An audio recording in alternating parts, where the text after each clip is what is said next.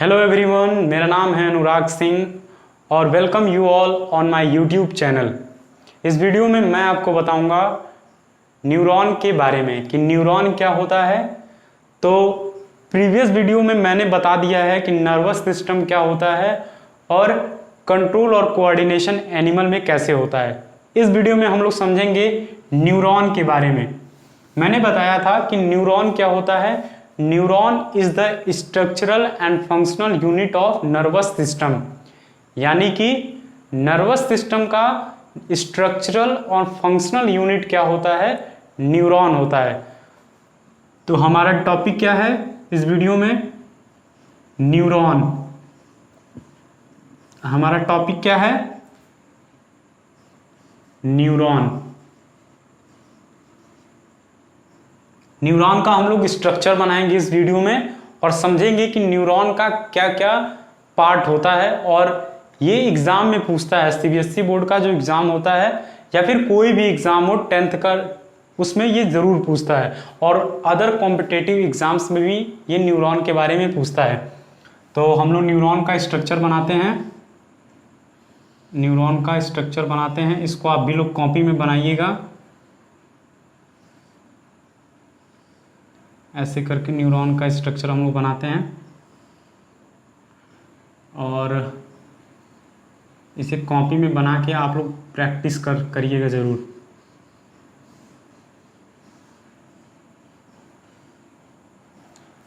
तो ऐसे करके कुछ न्यूरॉन का डायग्राम होता है। ये एक रफ डायग्राम है, ऐसे भी करके आप बनाइएगा तो सही है। तो हम लोग इसको देखते हैं। ये मैंने न्यूरॉन का एक रफ डायग्राम बनाया है और न्यूरॉन के रफ डायग्राम में ऊपर का ये जो पोर्शन हमें दिखाई देता है, इस पोर्शन को बोला जाता है क्या, डेंड्राइट। इसको हम लोग क्या बोलते हैं, डेंड्राइट। और डेंड्राइट के पास यहाँ पर ये जो पोर्शन होता है, ये खाली पोर्शन, इस पोर्शन को बोला जाता है क्या, सेल बॉडी। जिसके ऊपर डेंड्राइट्स होते हैं उसको क्या बोलते हैं, सेल बॉडी बोलते हैं, या फिर इसी को बोला जाता है क्या, साइटोन बोला जाता है। बीच में एक लंबी सी डेंड्राइट होती है जिसको बोला जाता है क्या, एक्सॉन। इसे क्या बोलते हैं, एक्सॉन बोलते हैं। और लास्ट में जो पॉइंट होता है उस पॉइंट को हम लोग बोलते हैं क्या, नर्व एंडिंग बोलते हैं। नर्व एंडिंग बोलते हैं लास्ट पॉइंट को। तो और इस एक्सॉन को कवर करने के लिए इसके ऊपर एक कवरिंग होती है, जिस कवरिंग को बोला जाता है क्या, माइलिन शीथ। और दो माइलिन शीथ के बीच में एक गैप होता है, जिस गैप को क्या बोलते हैं, नोड ऑफ रैनवियर। क्या होता है, नोड ऑफ रैनवियर होता है। तो इस डायग्राम को बनाइए। ये एक रफ डायग्राम है, इस डायग्राम को आप लोग कॉपी में बना सकते हैं। न्यूरॉन क्या होता है, neuron is the structural and functional unit of nervous system. किसी भी एनिमल का जो नर्वस सिस्टम होता है, उस नर्वस सिस्टम का जो स्ट्रक्चरल और फंक्शनल यूनिट होता है उसको क्या बोलते हैं, न्यूरॉन बोलते हैं। यहां पर डेंड्राइट बनाया है। इस डेंड्राइट का फंक्शन क्या होता है, डेंड्राइट, इसके ऊपर ऐसे प्रोजेक्शंस होते हैं, लंबी लंबी ये प्रोजेक्शंस होते हैं, जिसको डेंड्राइट बोला जाता है सेल बॉडी के ऊपर। और इस डेंड्राइट का काम होता है नर्व इंपल्स को बनाना, यानी कि इलेक्ट्रिक इंपल्स को क्रिएट करने का भी काम कौन करता है, डेंड्राइट करता है। और इलेक्ट्रिक इंपल्स को ये रिसीव भी करता है, बनाने का काम कौन करता है, डेंड्राइट करता है। उसके बाद सेल बॉडी क्या करता है, सेल बॉडी इलेक्ट्रिक इंपल्स को रिसीव करता है डेंड्राइट से, और रिसीव करने के बाद उसे एक्सॉन की तरफ भेज देता है।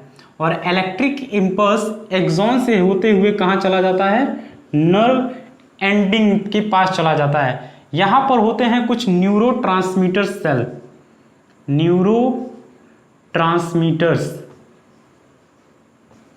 ये न्यूरोट्रांसमीटर्स क्या करते हैं, इस नर्व इंपल्स को केमिकल में कन्वर्ट कर देते हैं। तो हमें ये पता है कि इस न्यूरॉन का हमारे बॉडी के अंदर या फिर किसी भी एनिमल के बॉडी के अंदर फंक्शन यही होता है कि ये इलेक्ट्रिक इंपल्स को ट्रांसपोर्ट करता है या फिर ट्रांसमिशन का काम करता है। माइलिन शीथ का काम क्या होता है, माइलिन शीथ क्या करती है, एक्सॉन को प्रोटेक्ट करता है। ये एक्सॉन को प्रोटेक्ट करने का काम करता है कौन, फ्रॉम शॉक, किसी मैकेनिकल शॉक से प्रोटेक्ट करने का काम कौन करता है, माइलिन शीथ करता है। और दो माइलिन शीथ के बीच का जो गैप होता है उसको क्या बोलते हैं, नोड ऑफ रैनवियर बोलते हैं। और लास्ट में एक पॉइंट होती है जिसको क्या बोलते हैं, नर्व एंडिंग बोलते हैं। और नर्व एंडिंग के पास क्या होता है, न्यूरोट्रांसमीटर्स होते हैं। और ये बात हम लोगों को पता है कि इलेक्ट्रिक इंपल्स जब आता है डेंड्राइट पर, डेंड्राइट पे यहाँ क्रिएट होता है इलेक्ट्रिक इंपल्स, यहाँ से ये आता है एक्सॉन सेल बॉडी में, सेल बॉडी से एक्सॉन में, और एक्सॉन से कहाँ चला जाता है, नर्व एंडिंग में चला जाता है।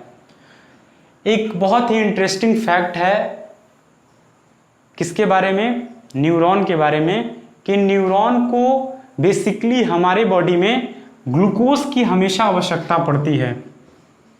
ग्लूकोज प्लस ऑक्सीजन, अगर 5 मिनट भी हम ऑक्सीजन ना दें अपने न्यूरॉन को, अपने बॉडी को हम 5 मिनट ऑक्सीजन रोक ले, तो उस केस में क्या होगा, हमारे न्यूरॉन्स डेड कर जाएंगे। और ये बात हम लोगों को पता होना चाहिए कि ऑक्सीजन के प्रेजेंस में न्यूरॉन बहुत ही अच्छे से क्या करते हैं, काम करते हैं। इसीलिए हम लोगों को ब्रीदिंग एक्सरसाइज करना चाहिए ताकि हमारे बॉडी के अंदर ऑक्सीजन का कंसंट्रेशन बहुत ही अच्छा बना रहे और न्यूरॉन बहुत ही प्रॉपरली वर्क करते रहें। तो इसको नोट डाउन कर लीजिए कॉपी में, ये न्यूरॉन के बारे में है।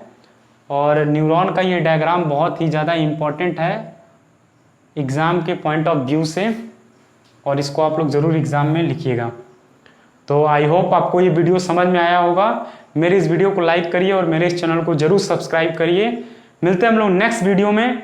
नेक्स्ट वीडियो में मैं ट्रांसमिशन के बारे में बताऊंगा कि एक इलेक्ट्रिक इंपल्स कैसे एक न्यूरॉन से दूसरे न्यूरॉन में ट्रांसफर होता है। तब तक के लिए जय हिंद, जय भारत।